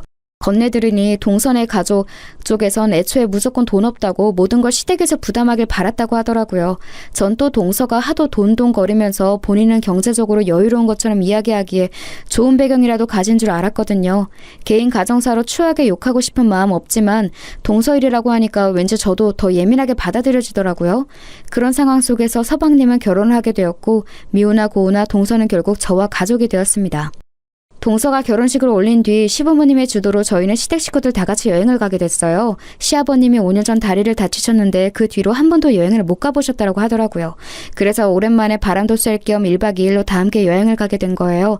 사는 곳과 멀지는 않지만 자연 경관이 아름다운 지역이어서 저희 다 기분 좋게 떠났어요. 시부모님이 계셔서 그런지 동서와 그렇게 부딪히지도 않았습니다. 서로 말을 하지 않으면 사이가 좋았거든요. 그렇게 종일 나름 즐겁게 보내고서 저녁 식사 때 다 같이 반주를 했습니다. 그런데 동서가 기분이 한껏 좋았는지 연신 술을 들이키더라고요. 그렇게 안 생겼는데 엄청난 주당이라고 하더군요. 하도 술을 마셔대서 서방님이 말릴 정도라고 하더군요. 동서가 술을 잘 마시는 걸 가족들 아무도 몰랐던지라 다들 토끼 눈이 된 채로 바라보았습니다. 그런데 더 웃긴 건 주사가 장난이 아니더라고요. 노래방을 가자는 둥, 고스톱을 치자는 둥 아주 갖가지 유흥을 제안하면서 동네 떠들썩하게 고래고래 소리를 지르고 동서 말리느라 서방님이랑 저희 남편이 아주 진을 뺐죠. 그 모습을 보니까 한심하지만 귀여운 동생 같아서 오히려 마음이 풀리더군요. 자존심 부리고 못난 말을 해도 결국 너도 20대 후반의 철없는 여자이구나 라는 생각이 들어서요. 그렇게 숙소에 들어가고 나서 서방님은 동서 먹일 약을 사러 나가고 남편은 씻으러 욕실로 들어간 때였습니다. 방에 들어와 쉬고 있는데 갑자기 동서가 벌컥 들어오더군요. 놀라서 무슨 일이냐고 취한 것 같으니 얼른 방에 돌아가 침대에 누우라고 했습니다. 그러자 인사불성이 된 건지 뭔지 저에게 사태질을 하면서 말하더군요. 형님, 제가 형님 별로 안 좋아하는 거 알죠? 이유 알고 있어요? 전 그냥 별거 없는 허울뿐인 사람들이 싫어요. 별거 없으면서 무게 잡고 가진 거 없으면서 좋은 차 타고 형님처럼 실수 없이 허울만 그럴싸하게 꾸민 사람들이 싫다고요. 어머님한테 들었는데 형님 속옷 장사한다면서요? 그거로 몇 푼이나 번다고 그렇게 뻗대는 거예요? 형님 일이 시장 나가서 내복 파는 거랑 뭐가 다른데요? 그런 주제에 자꾸 어린 척 가르치려 하고 있는 척하고 그 꼴 저는 보기 싫다고요. 동서의 말은 다소 충격적이었습니다. 한껏 애교를 부리며 봐줄 수 있을 정도로 주사를 부리던 동서가 갑자기 저에게 세상 차가운 표정으로 저런 말을 내뱉으니 소름이 돋더군요. 대체 뭔가 있는 척 한다는 건지 사업을 하니 좋은 차가 필요해서 산 거고 제 성격 자체가 무뚝뚝해서 그런 거지 한 번도 예의 없게 말을 하거나 가르치려고 한 적은 없었거든요. 아니 이렇게 변명하는 것도 웃기네요. 애초에 동서는 색안경을 끼고서 저를 바라보니 모든 게 마음에 안 들고 언짢아 했던 것 같더라고요. 다른 건 다 그냥 넘어가겠는데 제 일에 대해 폄하하는 말은 도저히 못 넘어가겠더군요. 그래서 취해서 비틀거리는 동서의 팔을 잡고서 말했습니다. 지금 동서 취했으니까 실수는 어느 정도 넘어가 줄 수 있어. 그런데 내 일에 대해서 함부로 말하는 건 못 참아. 당장 사과해. 이건 가족 간의 위계 질서로 말하는 게 아니라 인간 대 인간으로 말하는 거야. 제 말이 끝나자마자 갑자기 동서는 큰 소리로 울기 시작했고 그 소리에 시부모님이 놀라서 방까지 뛰어들어오셨습니다. 동서는 제가 본인의 팔을 잡고 강하게 흔들었다며 폭력죄로 고소하겠다는 등 별소리를 다 하더군요. 이게 말로만 듣던 피해자 코스프레인가 싶었어요. 시부모님은 제 이야기는 들어보지도 않으시고 취안에 붙잡고선 왜 그러냐며 그만하라고 꾸짖으셨습니다. 제가 뭐라고 하기도 전에 동서를 부축하고선 데려가셨죠. 정말이지 어이가 없었습니다. 그때 알았어요. 시부모님은 아무래도 저보다 동서를 더 오래 보셨고 동서를 더 아끼고 계신걸요. 이해해요. 더 오래 봤으니 마음이 쓰이고 정이 더 크겠죠. 그렇지만 제 말은 듣지도 않고 판단해서 동서 편을 든 건 너무 섭섭하더라고요. 30대 중반 가까이 된 나이에 이제 울 일이 없을 거란 생각했는데 어느새 저도 애처럼 눈물이 뚝뚝 흐르더군요. 샤워를 마치고 온 남편은 우는 제 모습을 보고선 무슨 일이냐며 놀라서 물었습니다. 그래서 무슨 일이 있었는지 여태껏 동서가 저에게 어떻게 대하고 어떤 말을 했는지 다 털어놓았습니다. 그러자 남편은 화가 잔뜩 나서 당장 동서애가 한 소리 하겠다고 찾아가려 했어요. 그건 고맙지만 지금 남편이 화를 내면 오히려 상황이 악화될 것 같아 말렸죠. 시부모님도 안 좋게 생각할 게 뻔했고요. 다음 날 아침이 되고 남편은 굳이 한 소리 해야겠다며 저를 이끌고서 동서를 찾아갔습니다. 그리고 어젯밤에 제게 한 이야기 다 들었다면서 사과하라고 말했어요.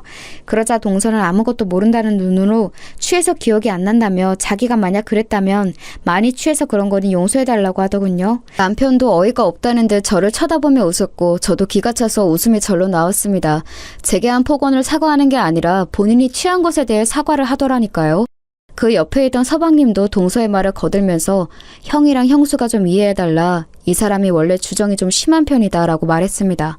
저는 동서의 눈을 똑바로 쳐다보고선 그런 술주정이면 언젠가 크게 사단이 날 것 같으니 어서 고치라고 말했어요. 주사라고 모든 게 용서되는 게 아니라고 덧붙이면서요. 애써 안으로 화를 사기는 동서의 표정을 보고선 저도 남편을 이끌고 그 자리를 벗어났죠.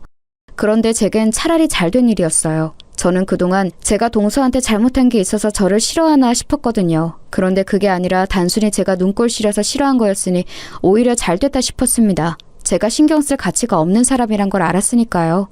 그렇게 몇 달이 지나고 친정엄마의 생일을 맞이해서 안마 의자를 선물로 드렸습니다. 요새 가장 좋은 모델로 해드렸더니 엄청 좋아하시더라고요. 그 모습을 보면서 이제 곧 시아버님도 생신이 다가오니 아버님 댁에도 안마 의자를 선물로 드리면 좋겠다는 생각이 들었습니다. 그래서 다음날 저녁 시댁에서 식사할 때 슬쩍 의사를 여쭤보았어요. 저의 친정어머니가 안마 의자를 굉장히 마음에 들어 하시는데 어머님과 아버님은 그런 거 필요 없으시냐고요. 그러자 딱히 필요 없다고 하시더라고요. 생각해보니 서방님이 안마 의자 판매 사업을 했었다는 게 생각나서 서방님 때문에 필요 없으시구나 깜빡했어요 라고 했습니다. 그러자 아버님이 한숨을 푹 내쉬시는데 어머님이 눈치를 주시더라고요. 뭔가 저희에게 말하지 않은 일이 있는 것 같았어요. 어쩐지 그날따라 표정이 너무 안 좋아서 무슨 일인가 싶어 여쭤보았습니다. 그러자 아버님이 한참을 망설이시다 결국 털어놓으셨죠. 이 나이 되니 바라는 거 없다. 무력도 없고 뭐 갖고 싶은 것도 없어. 그런데 지금 내 마음속에 가장 큰 걱정거리가 둘째네야. 둘째네가 식당을 차리고 싶다고 하더라고. 뭐 그간 모아둔 돈을 투자해서 지들끼리 알아서 차리겠다는데 난 그런 거 안 했으면 좋겠어. 느낌이 안 좋아. 둘째 성격에 장사가 잘 맞을 것 같지도 않고 새아가도 그냥 요즘 분위기에 휩쓸려 하고 싶다고 하는 것 같고 그냥 원래 하던 안마 의자 일은 하지 갑자기 다 그만두고선 웬 장사바람이 든 건지. 듣자 하니 서방님이랑 동서가 한우 가게를 준비하고 있다는 겁니다. 그것도 꽤나 고급스러운 음식점으로요. 위에서 말한 것처럼 두 사람은 장사를 해본 적도 없어요. 게다가 동서는 여태껏 제대로 된 사회 경험이 전무한 백수와 마찬가지고요. 뭐 본인 말로는 블로거로 활동하고 있다고 하지만 수입이 들락날락해서 직업이라고 할 수는 없는 지경이라 하더라고요. 시댁이 결혼 자금을 대주면서 여유가 생긴 서방님이 그간 벌어둔 돈과 퇴직금, 가진 걸 전부 다 더해서 가게를 차릴 계획이었던 겁니다. 그러니 시부모님의 걱정이 이만저만이 아니셨던 거죠. 그 얘기를 듣는 저도 걱정이 될 정도였으니까요. 지금 뭐 터는 정했고 계약만 하는 상황이라고 하던데 시부모님은 내심 저희가 말려주길 바라는 것 같았어요. 당신들 말은 안 들으니 저희라도 나서길 바라는 마음이셨겠죠. 그렇지만 본인들이 본인들 돈으로 하겠다는데 남편과 제가 뭐라고 할 수 있나요? 어쩔 수 없이 남편이 그날 서방님한테 따로 전화해서 상황을 전달받고 조금 더 꼼꼼히 생각해본 후에 가게를 차리는 건 어떠냐고 말했는데 이미 동서가 모든 계획은 세운 터라 미룰 수가 없다고 하는 겁니다. 아무래도 동서한테 아예 콱 붙잡혀 사는 것 같았어요. 결국 동서를 설득해야 하는 건데 그럴 수 있는 사람이 가족 중에 아무도 없었습니다. 동서의 고집은 못 이긴다는 걸 아니까요. 이런저런 걱정으로 정신없는 일주일이 흐르고 남편이 오랜만에 회식으로 술에 취해 집에 돌아온 날이었어요. 평소 마시지도 않는 술을 잔뜩 마시고 침대에 뻗어버렸죠. 뭐 이런 날도 있겠거니 하면서 남편의 옷을 정리하는데 남편 핸드폰으로 전화가 한 통 왔습니다. 서방님이었어요.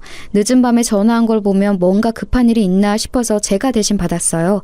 제 목소리에 당황하기에 무슨 일 있냐고 물었습니다. 그러자 서방님은 잠시 망설이다가 이렇게 말했죠. 형수님, 저 아시죠? 돈 떼어먹거나 뒤통수 치는 그런 사람 아니란 거. 저 여태껏 정직하게 살아왔고 다른 사람한테 폐 한 번 안 끼치고 살아왔어요. 결백해요. 그러니까 그런 저 한 번만 믿고 부탁 하나만 들어주실 수 있나요? 아, 이런 말 정말 하고 싶지 않았는데 이번에 가게 차리려고 모아둔 자금을 집사람이 사기 맞았어요. 당장 내일 계약금을 내야 하는데 자금이 부족해요. 부모님한텐 연치 없어서 말도 못하겠고 도움 구할 곳이 형밖에 없어서 전화한 거예요. 가게 잘 꾸려서 꼭 배로 갚을게요, 형수님. 한 번만 도와주실 수 없을까요? 그 돈을 다 사기 맞았다니 가지가지 하는구나 싶었습니다. 동서의 친척이 사기를 친 거였고 동서는 전혀 모르는 일이었다고 하더군요. 불가항력적으로 당한 일이라 어쩔 수 없었다고 하는데 한숨이 절로 나오더라고요. 만약 평소에 저 같았다면 당장 가게고 뭐고 때려치라고 했을 거예요. 그게 상식적으로도 맞고요. 사기당할 정도의 사람이면 장사하면서도 분명 돈이 새어나가는 걸 막을 능력이 없을 테고 서로를 향한 믿음에 금이 간 상태니까 원만하게 이끌어갈 수도 없을 거고요. 그런데 저는 차마 서방님에게 쉽게 대답할 수가 없었습니다. 서방님의 목소리가 너무나 처절하고 간절하게 들려서요. 평소에 점잖은 서방님과는 전혀 다른 모습에 놀라기도 했고 얼마나 다급하면 형수인 나에게 털어놓을까 싶어 안쓰럽기도 하고요. 그래서 저는 오늘 밤까지 생각해 보겠다고 하고선 전화를 끊었습니다. 그날 밤 참 많은 생각을 했어요. 생각은 꼬리를 물고 또 물어서 제 어릴 적 생각까지 거슬러 올라가게 하더군요.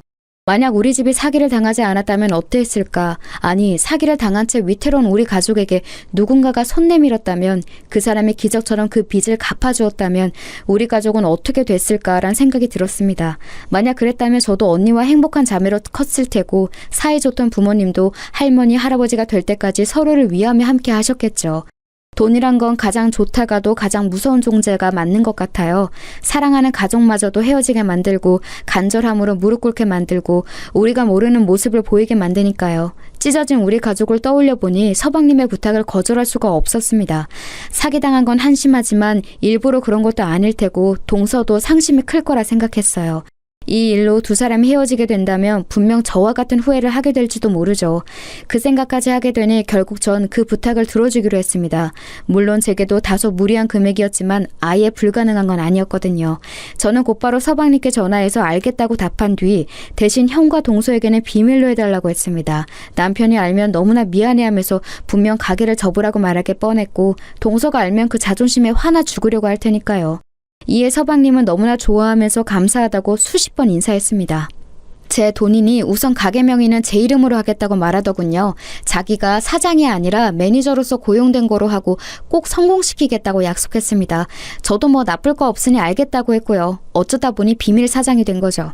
그렇게 서방님과 동서는 우여곡절 끝에 가게를 시작했습니다. 두 사람이 그런 장사 경험이 적으니 본인 친구 중 장사를 오래 했던 친구들을 고용해서 어찌어찌 잘 꾸려가더라고요. 물론 처음엔 크게 적자였어요. 빚은 늘어갔고 서방님의 자신감도 많이 하락한 듯 보였습니다. 그렇지만 서방님은 끈기가 있는 사람이었어요. 매일 집에 가지 않고 가게에만 틀어박혀서 보완해야 할 점을 살폈고 음식을 만들고 조합하고 다시 새롭게 리뉴얼하면서 조금씩 더 발전시켜 나갔어요. 이따금씩 남편과 함께 가게를 찾아가면 여지없이 서방님 혼자 어두운 가게에 남아 공부를 하고 있더라고요. 남편은 서방님이 너무 고생한다며 갈 때마다 용돈을 쥐어주곤 했는데 그럴 때만 서방님은 제 눈치를 많이 보았어요. 그 모습이 왜 그렇게 친동생처럼 안쓰럽고 마음이 쓰였는지 가게가 적자인 거 뻔히 아는데 서방님은 매주 5만 원, 10만 원, 15만 원씩 꼬박꼬박 제 통장에 입금하며 고맙다는 말을 전했습니다. 이러지 않아도 된다고 나중에 여유 생기면 달라고도 말했는데 도통 제 말을 듣지 않더라고요. 어차피 이 가게의 실질적 주인은 저고 이 돈도 제 돈이니 이렇게라도 전하는 게 본인 마음이 편하다고 하면서요. 남편에게는 비밀인지라 티는 못 냈지만 그런 서방님이 참 대견했어요. 어떻게든 잘 살아가려고 애쓰는 모습을 보니 언젠간 성공하겠다 싶어서 돈을 빌려준 것에 대해 마음이 조급하지 않더라고요. 시간은 다소 걸리겠지만 나중에라도 다 갚긴 하겠다 싶어서요. 은혜를 잊고 살지만 않으며 그걸로 이자는 충분할 거라 생각했습니다. 서방님의 간절한 기도를 들어주신 건지 제 돈이 하루빨리 되돌아올 운명이었던 건지 가게가 점점 잘 풀리기 시작했어요. 입소문이 났는지 젊은 사람도 많이 찾기 시작했고 단골들이 꽤 생겨서 고정 수입도 생겼다고 하더라고요. 늘 어두컴컴한 낯빛으로 여린 미소만 짓던 서방님의 얼굴에도 점차 생기가 생겼습니다. 그 모습을 보면 남편도 정말 다행이라며 마음 놓여 했고요. 그런데 언제나 동서가 말썽이에요. 가게가 잘 안 될 때 동서는 출근도 잘 안 했다고 들었거든요. 그렇다고 별 일이 있는 것도 아니고 그냥 집에서 늘 누워 있었다는데 이해가 되시나요? 본인 말로는 어차피 손님 없어서 할 일도 없고 직원이 손님보다 더 많으면 민망하지 않냐. 인력 낭비해서 뭐하냐. 한 명이라도 쉬는 게 경제적 이익 아니냐고 말했대요. 가게가 텅 비어서 팔이 날리는 꼴을 본인 두 눈으로 직접 보고 있는 것도 너무나 괴롭다면서요. 그 이야기를 들으면서 정말 사람은 변하지 않는구나 싶었습니다. 그런데 가게가 잘 된 이후로 찾아가 보니 카운터에 떡하니 서서 사장 노릇을 하고 있더라고요. 잘 웃지도 않고 별다른 인사말을 건네는 것도 아니면서 가장 쉬운 카운터 앞에만 앉아 계산 일을 하는데 그러면서 본인이 마치 사장인 것처럼 직원들한테 빨리빨리 움직이라고 소리치고 서방님은 주방과 홀을 왔다 갔다 하며 땀 뻘뻘 흘리면서 일하는데 혼자 선풍기 바람 쐬는 꼴을 보아하니 정말 별꼴이더라고요. 보다 못한 남편이 동서에게 눈치를 주면서 한 명이라도 일손을 더 해야 하는 거 아니냐고 지나가듯이 말했대요. 그러자 안 그래도 직원을 더 뽑을 생각이었다며 가게가 잘 돼서 피곤해졌다는 듯이 말했다는 겁니다. 이쯤 되면 동서랑 결혼한 서방님은 무슨 생각이었는지 궁금해지더군요. 남편 말로는 둘도 우리 부부처럼 어릴 적부터 알던 사이여서 그냥 그 자체로 받아들인 채 사는 것 같다고 하더라고요. 아무리 속구친구여도 그렇지 뭐가 이상하고 뭐가 안 좋은 건지는 알고서 고쳐줘야 하는 게 아닌가 싶었지만 우린 그냥 상대하지 말자 싶어서 더 이상 말 걸지 않기로 했습니다. 그렇게 가게가 막 풀린 무렵 저는 고등학교 때부터 친했던 친구들 무리를 소집했어요.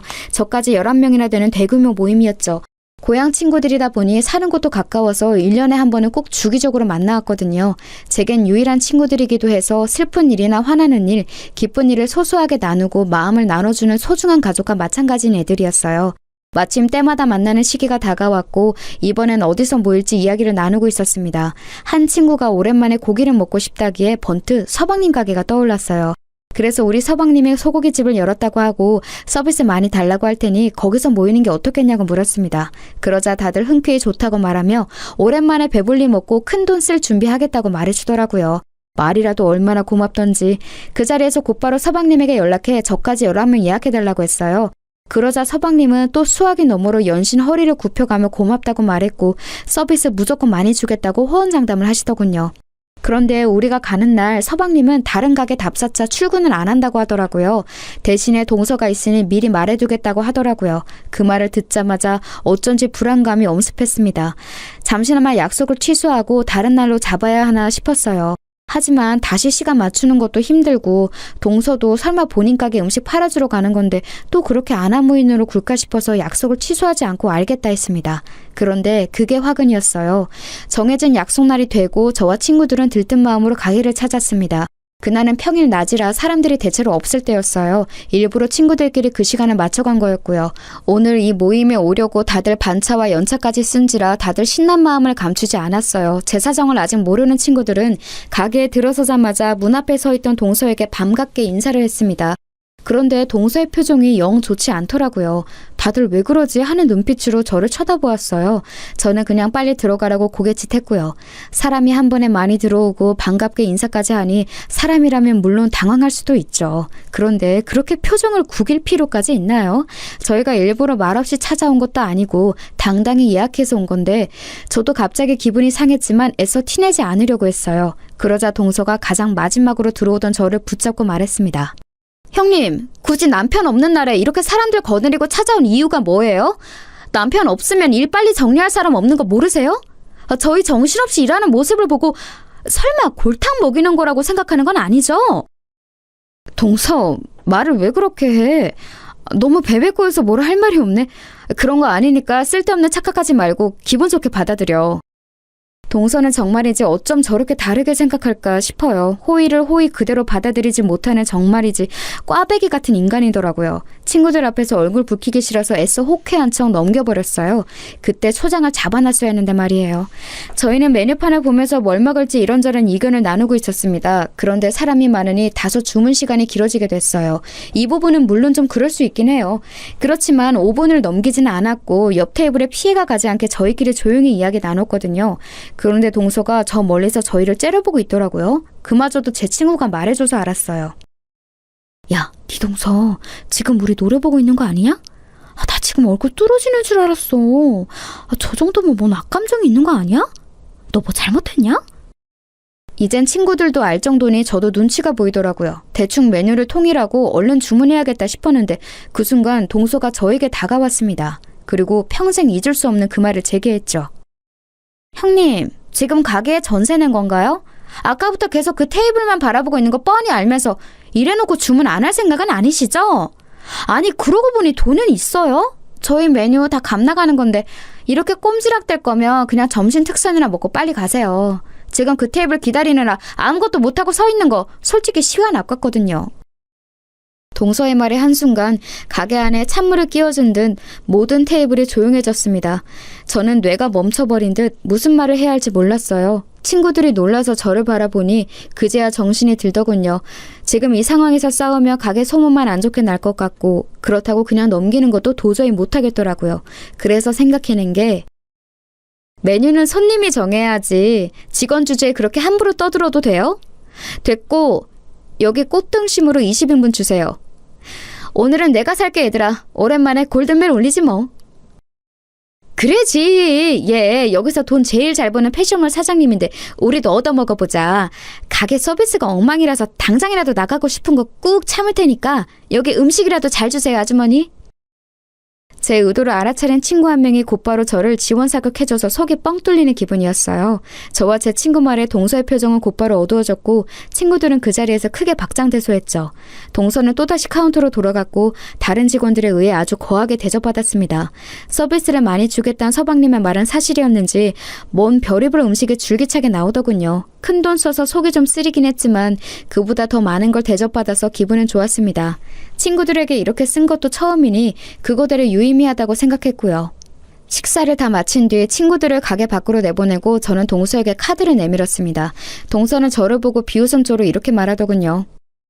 저희 가게 생각해서 찾아와 주신 거 감사해요 형님. 덕분에 형님이 크게 쏘신 돈 제 주머니 안으로 잘 들어왔어요. 잘 쓸게요. 다음부터는 굳이 안 찾아와 주셔도 되고요. 네 주머니라고? 뭔가 착각한 거 아니야? 내 주머니겠지. 뭔 소리예요 그게? 동서 사기당해서 가게 자금 다 날렸다며? 그건 메꿔준 게 나야. 네 말처럼 시장에서 내복 판 돈으로 도와준 건데 어때?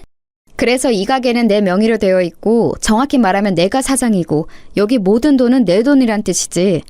서방님과 내가 이미 다 정리한 일들이야. 그래서 말인데 내가 사장으로서 하는 가장 첫 번째 일을 지금 해보려고. 너 여기서 해고야. 내 가게에서 나가. 지금 네가 여기서 나가지 않으면 난 당장 내일부터 서방님과 너 여기 모든 직원들 다 해고할 거야. 그래도 못하겠다면 네가 사기당해서 자금 다 날린 거 시부모님한테 말하거나 셋 중에 선택해. 지금 여기서 당장. 죄송해요 형님. 제가 오늘 너무 예민했어요. 요즘 가게 일로 너무 바빠서 좀 무리하게 군 것 같아요. 한 번만 용서해 주시면 안 돼요?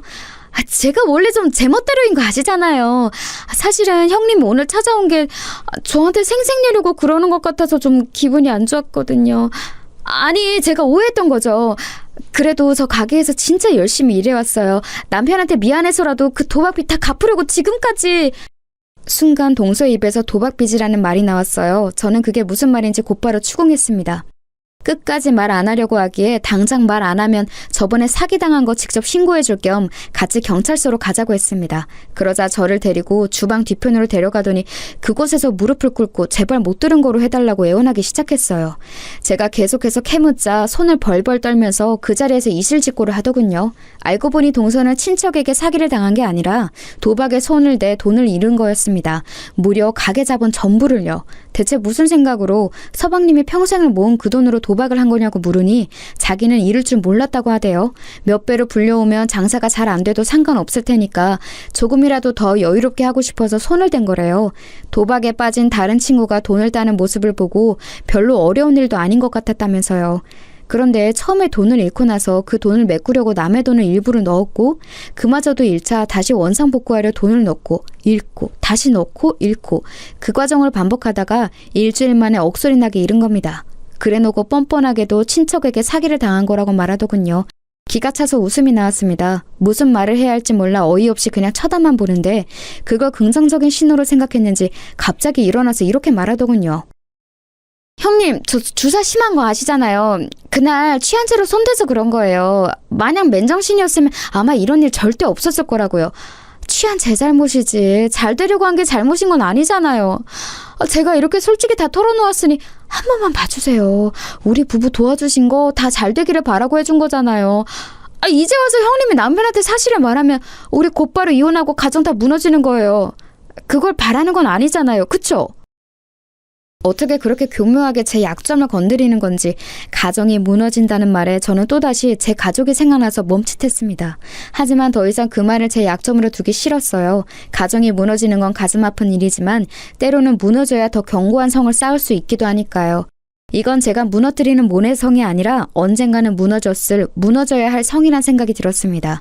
저는 그 자리에서 빠져나와 동서를 안에 두고 문을 닫아버렸습니다. 그리고 곧바로 서방님에게 전화를 걸었어요. 서방님이 받자마자 저는 동서가 한 말 전부를 고스란히 전했죠.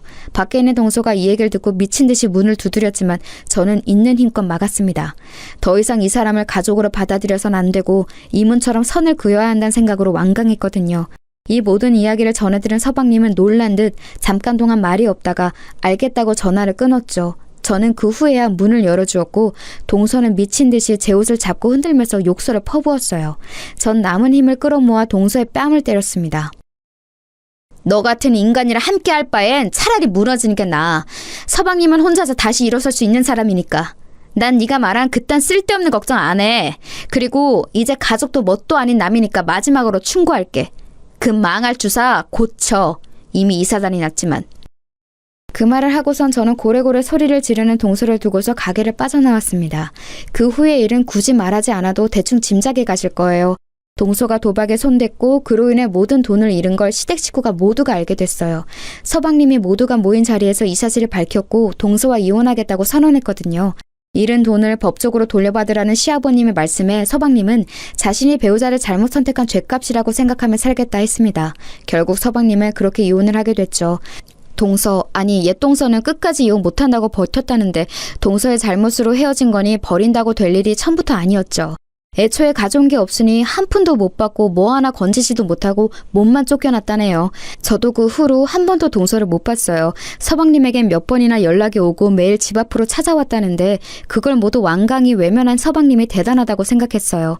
아마 자신을 속인 것과 지금까지 한 행동에 대해서 큰 충격을 받았으니 심적으로 많이 힘들었겠지만 늘 그랬듯 꿋꿋하게 이겨낼 거라 믿어요.